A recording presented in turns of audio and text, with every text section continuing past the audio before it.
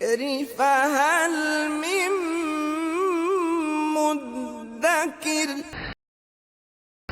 بسم اللہ الرحمن الرحیم۔ کیف کس طرح ضربوا لک الامثال، یہ آپ کے لیے مثالیں ذکر کرتے ہیں۔ فضلوا بس وہ بھٹک چکے ہیں، فلا یستطیعون سبیلا بس نہیں وہ استطاعت رکھتے سیدھے رستے کو پانے کی۔ تبارک الذی بابرکت ہے وہ ذات، ان شاء اگر وہ چاہے، جعل لک تو بنا سکتا ہے آپ کے لیے، خیرا من ذالک اس سے بھی بہتر، جنات باغات تجری من تحتها الانہار جس کے نیچے نہریں چلتی ہوں، وجعل لک اور وہ بنا سکتا ہے آپ کے لیے، قصورا محلات، بل کذبوا بالساعہ بلکہ انہوں نے آخرت کو جھٹلایا ہے، واعتدنا لمن کذب بالساعہ اور ہم نے تیار کیا ہے ہر اس شخص کے لیے جس نے قیامت کو جھٹلایا ہے، سعیرا بھڑکتی ہوئی آگ کو۔ اذا راتهم من مکان بعید جب وہ دیکھیں گے اس کو دور سے، سمعوا لها تغیظا وزفیرا تو وہ سنیں گے اس کا غیظ و غضب اور اس کا چیخنا اور چلانا۔ وَإِذَا أُلْقُوا مِنْهَا اور جب وہ پھینکے جائیں گے اس میں، مکاناً ضیقا تنگ جگہ پر، مقرنین جکڑے ہوئے، دعوا تو وہاں وہ پکاریں گے، دعائیں کریں گے، ہنالک وہاں ثبورا ہلاکتوں کی۔ لا تدعوا اليوم ثبورا واحدا نہ تم دعا کرو یا پکارو آج ایک ہلاکت کو، ودعوا اور مانگو ثبوراً کثیرا بڑی یا زیادہ ہلاکتیں۔ کل کہہ دیجئے اذالک خیر کیا یہ بہتر ہے، ام جنت الخلد یہ ہمیشہ والی جنت، التی وعد المتقون وہ جس کا وعدہ متقی لوگوں کو دیا گیا ہے، کانت لہم جزاء و مصیرا یہ ان کے لیے صلہ ہوگا اور لوٹنے کی جگہ ہوگی، لہم فیہا ما یشاءون اس میں ان کے لیے وہ ہوگا جو وہ چاہیں گے، خالدین ہمیشہ ہمیشہ کے لیے، کان علی ربک وعدا مسئولا یہ ہے وعدہ تمہارے رب کے ذمے جس کے بارے میں سوال بھی کیا جا سکتا ہے۔ ہر دور میں ماننے والے کم رہے ہیں اور بعض زبان سے اقرار کرنے والے اس وقت عمل کی توفیق سے محروم ہو جاتے ہیں جب وہ کتاب و سنت پہ بے جا اعتراض کرتے ہیں۔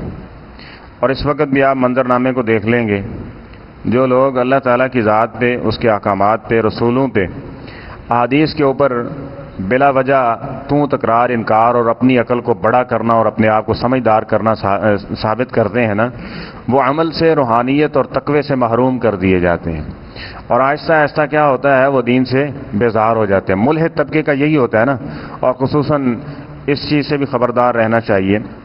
اس دور میں موٹیویشنل سپیکروں کو سن رہے ہیں، یوٹیوب اسکالروں کو سن رہے ہیں، تو وہ کیا کرتے ہیں، پہلے بے دین ہوتے ہیں، مولوی سے کیا ہوتی ہے، نفرت ہوتی ہے، داڑھی ٹوپی پگڑی یہ ایک خطرے کی علامت بتائی جاتی ہے۔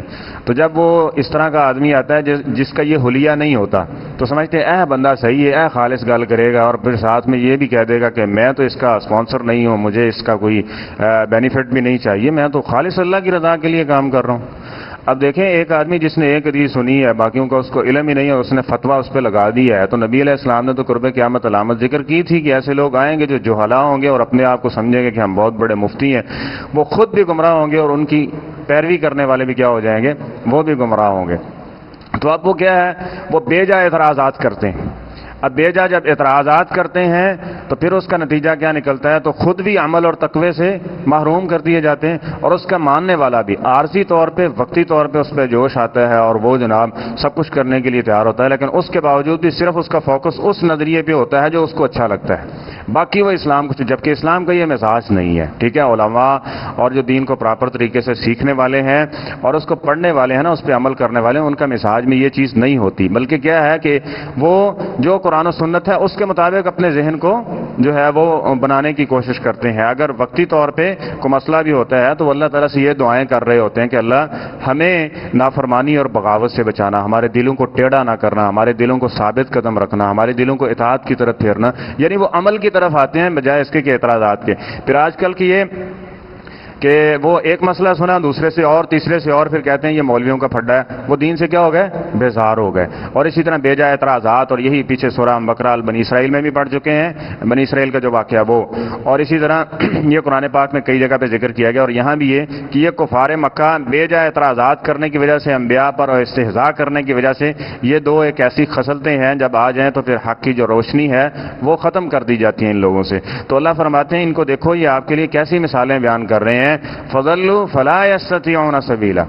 آج تک جتنے بھی سکالر یہ بیٹھے ہوئے ہیں کسی نے کوئی ایک مسجد نہیں بنائی، کسی کو مسجد سنبھالنے کی توفیق نہیں ہوئی، لیکن دن رات وہی کہ جو اس فتنے والے دور کے اندر بھی سب کچھ چھوڑ کے لوگوں کو دین اور دین کی طرف بلانے کی ترغیب دیتے ہیں، ان کے خلاف ایک محاذ رائی کھڑی کرتے ہیں، لیکن اپنی کیا کارکردگی ہے وہ کسی کو کوئی علم نہیں ہے. اور ان کے جتنے اسٹوڈنٹ اور فالوور کہہ لیں یا ان کو ماننے والے کہہ لیں، ان کی کارکردگی کو بھی دیکھ لیں. اور ہماری قوم تو ماشاءاللہ ویسے ہی باتوں میں بہلائی جاتی ہے اور ہم باتوں میں بہت جلد آ جاتے ہیں. تو خدا را دین کے معاملے میں یہ کام مت کریں.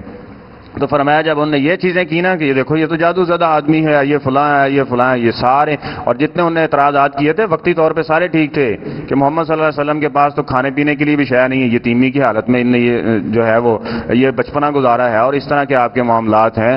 تو ہم اس کی بات کیسے مان لیں؟ ہم تو چودھری اور سردار قسم کے لوگ ہیں. تو اللہ فرماتے ہیں فضلوا فلا يستطيعون سبیلا. ہدایت یہ نہیں دیکھتی کہ کس کو عطا کرنی ہے. ادھر وہ غلام ہے اور بکتا بکاتا آ رہا ہے، وہ کہتا ہے محمد صلی اللہ علیہ وسلم کو میں دل و جان سے مانوں گا. تو اللہ تعالیٰ فرماتے ہیں یہ زمین پہ چلتا ہے، ہم آپ کو اس کے چلنے کی آہٹیں جنت میں سنا رہے ہیں، بلال رضی اللہ تعالیٰ عنہ. اور دوسری طرف ابو الحکم اپنے آپ کو کہنے والا ہے، سمجھداروں سے بڑا سمجھدار. تو اس کا اسلام میں نام یہ رکھا گیا کہ یہ ابو جہل بیوقوف ہے، جس کو اتنا ہی نہیں پتا کہ اللہ کی بات اور رسول کی بات پہ اعتراض کرتے ہیں، یہ مانتے ہیں، اس کے خلاف نہیں. تو فرمایا تبارک الذی، آگے پھر اس کا اجمالی سا جواب دیا، تمہارے رب کی ذات بابرکت ہے. تبارک یہ لفظ اللہ تعالیٰ نے بڑی بڑی چیزوں کے لیے استعمال کیا. تبارک اور سبحان، جہاں کوئی اعتراضات تھا نا اس کا جواب دینے کے لیے، جس طرح سبحان الذی اسری بعبدہ، معراج کیسے ہوگی؟ فرمایا وہ رب پاک ہے جس نے کروائی ہے، یہ مانو کہ اس نے کروا دی ہے. یہ کیسے کروائی ہے، کیوں نہیں کروائی؟ آپ سے پوچھ کے کروانی تھی. ٹھیک ہے، تو اللہ کی ذات بابرکت ہے. یہاں بھی یہ فرمایا کہ ان شاء جعل لك خیرا من ذلك جنات تجری من تحتها الانہار. اگر اللہ چاہے نا تو یہ دنیا کے باغات اس کی تو یہ رکھوالی کرتے ہیں، اس کو پالتے پوستے ہیں، اس کے بعد انہیں کچھ ملتا ہے. ہم آپ کو دنیا میں ہی ایسے باغات عطا کر سکتے ہیں جس پہ کوئی محنت نہیں آئے گی اور پھل سب سے اچھا ہوگا. جنات تجری من تحتها الانہار، یہ دنیا کی بات ہو رہی ہے. ويجعل لك قصورا، اور ان محلات کی بات کی تو ہم آپ کو بڑے بڑے محلات آنن فانن، ان کی زندگیاں گزر جاتی ہیں ایک محل تعمیر کرنے کے لیے، ہم آنن فانن یہ سب کچھ آپ کو عطا کر سکتے ہیں. لیکن یہ پرائرٹی، یہ ترجیح اور یہ دنیا کے لیے ایک دلیل کے طور پہ حق اور باطل میں فرق کرنے والی چیز یہ نہیں ہے، بلکہ وہ اللہ کی طرف سے نازل ہونے والی شریعت اور احکامات ہیں.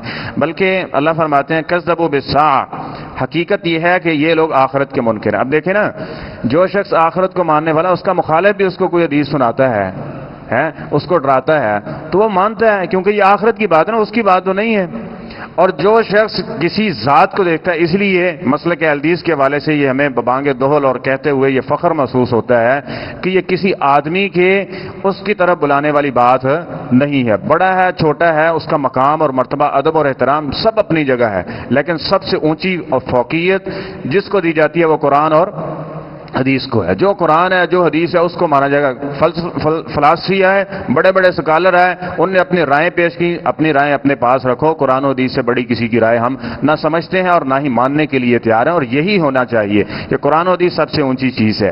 تو فرمایا کہ انہوں نے کیا کیا، اصل میں محمد صلی اللہ علیہ وسلم کی تکذیب کر کے یہ سمجھتے ہیں کہ ہم نے دنیاوی معاملات کے اعتبار سے بہت اچھا کام کیا ہے، لیکن فرمایا دراصل یہ آخرت کو جھٹلانے والے ہیں، یہ آخرت کی تکذیب کی ہے، اس کی وجہ سے یہ سارا کچھ کر رہے ہیں. حالانکہ اگر آخرت سے ڈرنے والے ہوتے تو یہ ساری چیزیں ان کو مان لیتے. وَأَعْتَدْنَا لِمَنْ كَذَبَ بِالسَّاعَةِ سَعِيرًا، اور جن لوگوں نے آخرت کو جھٹلایا ہے ہم نے ان کے لیے جہنم کی بھڑکتی ہوئی آگ تیار کر رکھی ہے. وَإِذَا رَأَتْهُم مِّن مَّكَانٍ بَعِيدٍ سَمِعُوا لَهَا تَغَيُّظًا وَزَفِيرًا، جب جہنم کو دور سے دیکھیں گے تو جہنم ان کو دیکھ کے غیظ و غضب سے پھٹ رہی ہوگی. تَكَادُ تَمَيَّزُ مِنَ الْغَيْظِ، اتنا غصہ ہوگا. اب اللہ تعالیٰ کا غصہ، اس کے بارے میں حدیث میں آتا ہے نا کہ سب سے زیادہ آخرت کے دن مجرم جب سارے اکٹھے ہوں گے نا باغی، ان کو دیکھ کے اللہ تعالیٰ کو آئے گا. اور اس سے پہلے بھی لم یغضب قبلہ ولا بعدہ، اس سے پہلے بھی اتنا غصہ نہیں ہے اور اس کے بعد بھی کبھی اتنا غصہ نہیں آئے گا جتنے یہ باغی سارے معاشر میں اکٹھے دیکھ کے اللہ تعالیٰ کو آئے گا.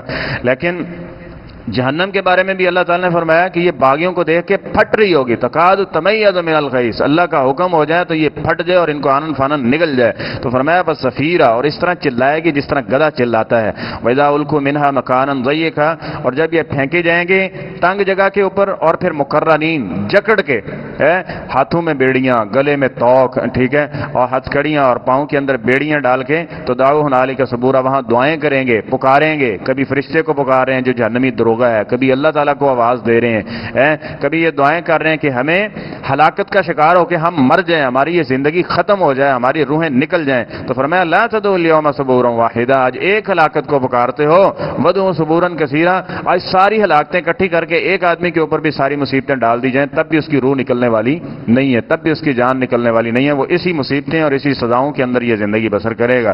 کل ذالک، پھر آگے فرمایا دیکھیں وہ رحیم اور کریم کیسا ہے، مزاج سمجھے قرآن پاک کا. تھوڑا سا ڈرا دیا، ڈرانے کے بعد پھر واز کی، پھر نصیحت کی. اے پیغمبر علیہ السلام ان کو کہہ دو ذالک خیر ام جنت الخلد التی وعد المتقون، یہ سزائیں بہتر ہے چند دن کی عیاشی ہے اور اپنی منمانی کر کے یہ سزائیں جھیلنا بہتر ہے، یا جو اللہ تعالیٰ نے جنت کا وعدہ متقیوں کو دیا ہوا ہے وہ بہتر ہے. اس نے متقی نے چند دن کی پابندیاں قبول کر لیں، ہمیشہ کے لیے اس کی مرضی مانی جا رہی ہے جنت میں.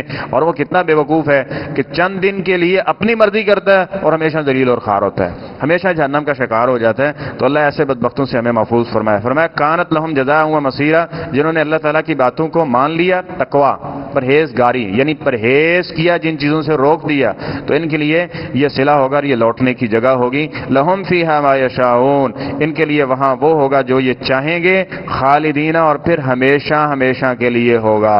وکان ذالک کان علی ربک وعدا مسئولا، یہ تمہارے رب نے ایک وعدہ دیا ہے، اور اللہ سے زیادہ سچے وعدے والا کون ہو سکتا ہے. اور فرمایا یہ ایسا وعدہ جس کے بارے میں تم پوچھ بھی سکتے ہو، سوال بھی کر سکتے ہو کہ اللہ ہم نے نمازیں پڑھی، ہم نے روزے رکھے، یا یہ اچھے کام کیے، رسولوں کی بات کی، تو آپ نے یہ وعدہ. اور قیامت کے دن ایک آیت جو ہے، اور دنیا میں بھی یہ اللہ تعالیٰ نبی علیہ السلام صبح صبح جب اٹھتے تھے نا، یہ پڑھا کرتے تھے ربنا اننا سمعنا منادیا ینادی للایمان، اللہ ایک پکارنے والا تھا، اس نے ایمان کی طرف پکارا، فآمنا، تو ہم ایمان لے آئے. اس کے بعد کہا اللہ ہمارے گناہوں کو معاف کر دے، ہمیں اچھے لوگوں کے ساتھ مارنا، ہمیں شاہد لوگوں کے اندر شامل فرما دے.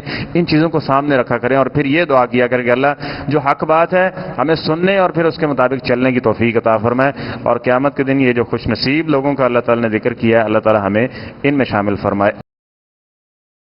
صدق اللہ العظیم.